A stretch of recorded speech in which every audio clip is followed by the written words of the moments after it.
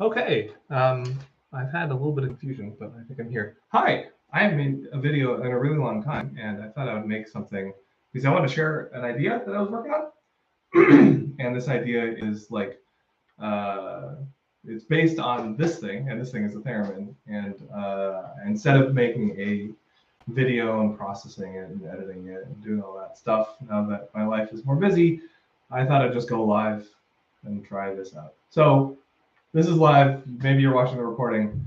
I don't have a schedule or anything, but I might be interested in doing that. Anyway, I'm going to talk about this particular piece of hardware. This is called a theremin. It's a musical instrument, and it's super weird.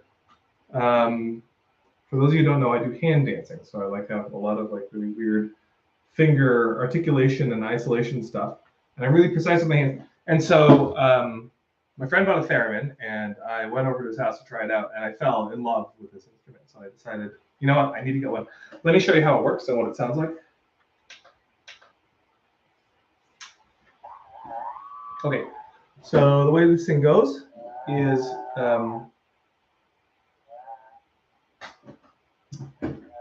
when your hand gets closer to the antenna, pitch goes up.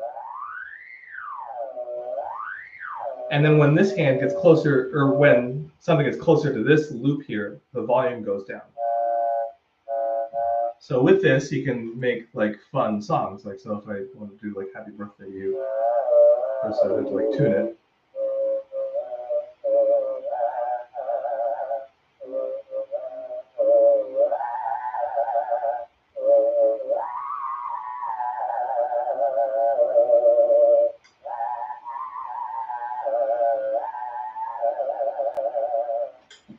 And also, this is what you're hearing now. I don't know, actually, I haven't tested the audio quality. What you might be hearing right now, this is like a really bad clock radio that I got and strapped to my theremin. That's why the quality is so scratchy. I was actually really upset when I hooked it up, but then I was like, oh, actually, this is like a cool distortion. It's like a nice overdrive. So anyway, I tried out this theremin at my friend's place, and I fell in love, and I liked the idea that like, oh man, like I use all my weird like hand skills, which is a really weirdo thing to have, and I can apply that to making music. So what's nice about this, in theory, is that I can take all of my range and translate it into this huge range. So it's a bigger range than I could sing, and it sort of has as much expressivity in some ways as that. And there are limits to how expressive it can be. I also learned a few weird tricks just like playing around with it. I found, well, there's another dial in here. So one of these two, oh, here, let me show you the dials here. This dial is the volume, so that's how loud it'll get when it's max. And then this dial is the pitch. And what that does, it changes the type of scale you're working with. So if I turn this dial all the way to one end, you're just stuck at a really high pitch. Or wait, no, it's all backwards. By convention, the closer you are, the higher the pitch goes.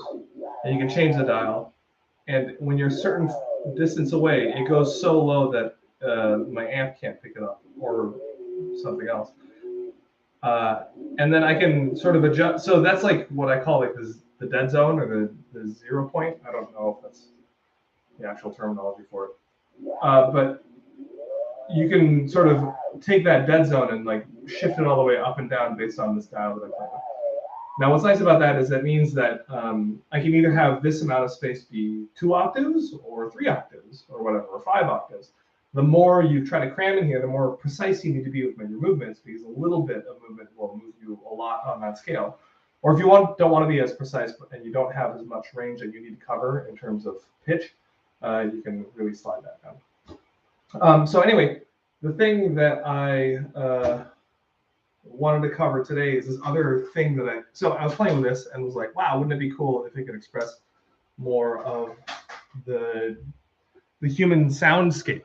And so I wanted to express vowels, and I did a lot of research on the shape of vowels, and it turns out the human vowels the human vowels can be expressed with a tone. There are like three components. There's a tone, or a pitch, I guess, and then there's like two, they're called formants, which are like band passes. And if you can modify these formants, then you can take the band pass and you can shove it higher or lower. You can change the volume, the like vowel quality. And I thought it'd be dope if while I was playing the theremin, if I go if I could also go wow wow wow, or like ay yow yow.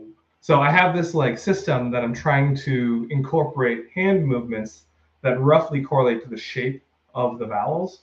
So one of the formats is called its upness, I think is what it's called. Wah wah.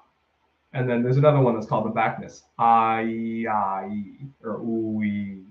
And so I'm trying to, long story short, I'm trying to create some hardware to enable me to do that. So I have this thing. This is like my wacky invention. It's like a slider, like a sort of like a slider you see on a DJ booth or something. But I've modified it so that it can attach to my hands.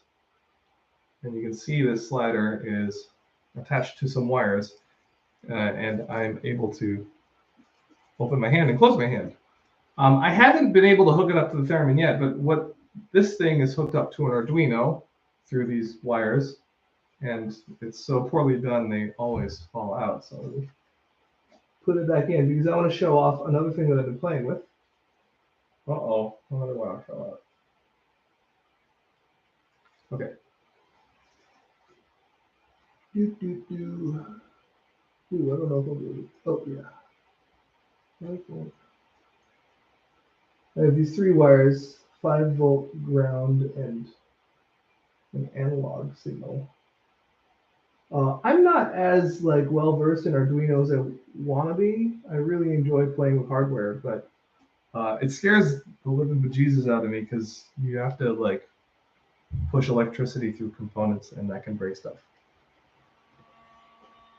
All right, so I hope you can hear this as well in the video. I guess I'll have to. So right now, this one is connected to the pitch. I'll really pump it. So in some ways, this is like its own theremin, right? So if you were really good, I bet you could play a song. And it's a little bit backwards, I think, but let's see here. This is so annoying.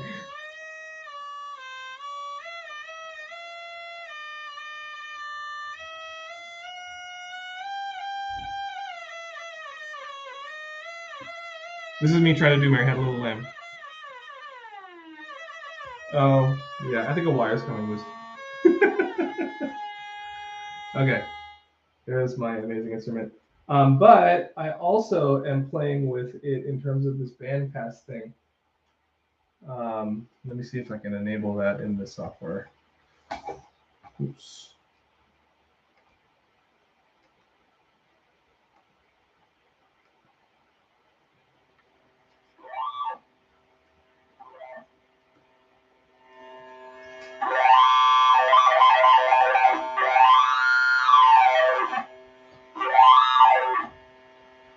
So again, that's the,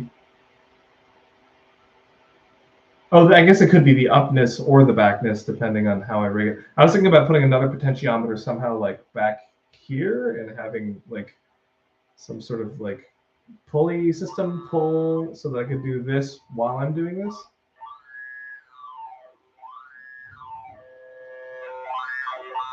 So again, the upness and backness I think are backward, but this is like ah. Oh no, this is ah ah.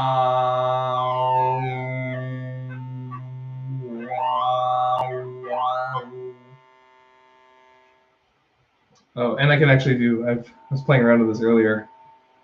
If I change the pitch here.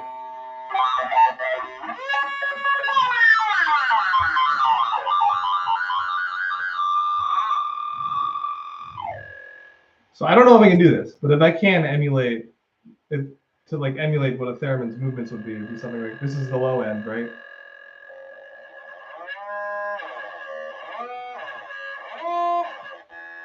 That's just me making it up. And then if I go this while I go wah, or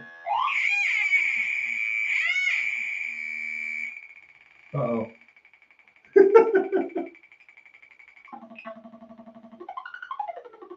This is really cool. Not what I want. Oh, there. Okay. All right. So that's it. I'll continue playing with this. Eventually, you know, I want to make this. So one of my theories, my long-term goals is, wouldn't it be cool if all the sounds that are made in the human mouth can be replicated by the hands in space with a theremin and some like wacky thing and another thing, and then like maybe there's like some touch sensors or something or whatever, right? And I thought that was maybe a possibility, and then I heard some beatboxing. I was like, I don't know if my hands could ever do that. But you know, I suspect that maybe the hands can start at least doing pitch. I mean, I do know that the hands can at least do pitch quite expertly, because a lot of theremins can do that with volume, right? So pitch and volume is down.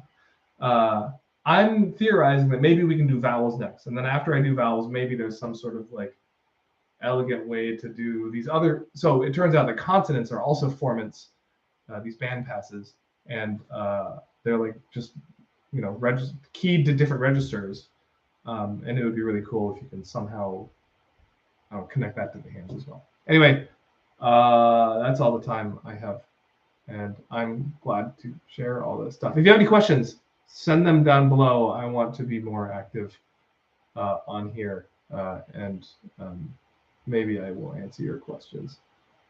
I don't know. Yeah, I don't know. The YouTube comment quality can sometimes be not so great.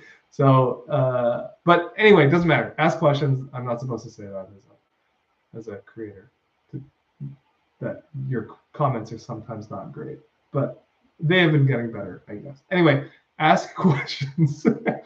And I think I will probably try to be posting updates as I continue developing this thing. All right, cool. Thanks for tuning in. Peace.